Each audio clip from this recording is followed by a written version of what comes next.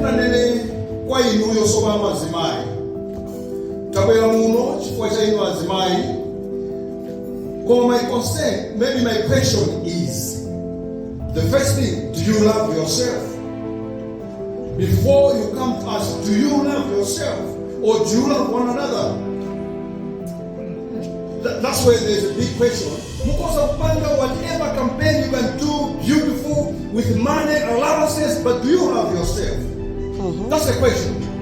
Because if I remember, in this country, we had a woman leader, president of Joyce Park. The first people who destroyed that lady were the first women. President, you know it exactly. The first week, the first week, if it was something sorted out, she played part on microeconomics of the women and everybody. I'm a government everybody goes. But the first people who destroyed that lady were you people. So my question is, do you love yourself? That's the question. You can campaign to us because it's not an issue of violence only.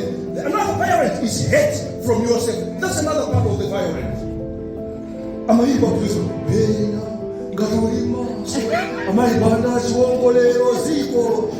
you hated that woman? Thank you. Kumalawi kunogo zinthu tinazo bwinobwino pa mapepala. In fact mukayang'ana mapolisi zathu mpezoti mapolisi zabwino kuopsa. Koma kuti amene akutsogolerawo kuti abweretse mphamvu zoti mayuthi kapena azimayi akhalemo sizikutheka. Ndingoyankhulako chinthu chimodzi chomvetsa chisoni kwambiri tikaona ma statistics ameki panopa tiona kuti 7 million chakuti ndi amene apanga register. Out of 7 million, 4 million chakuti ndi azimayi alembetsa.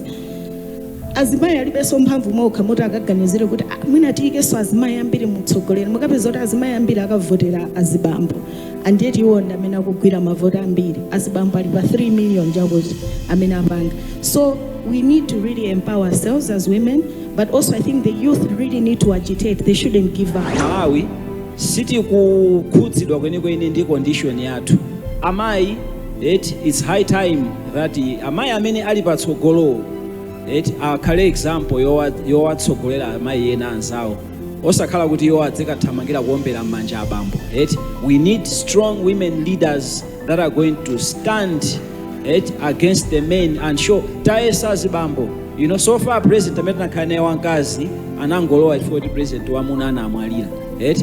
Panopa nthawi ya chisankho amene ali president wankazi amene afuna kuti ayime nawo wamphamvu ndi ndani? Ndi mbali ina imene amayi akuyenera kuti ayang'ane.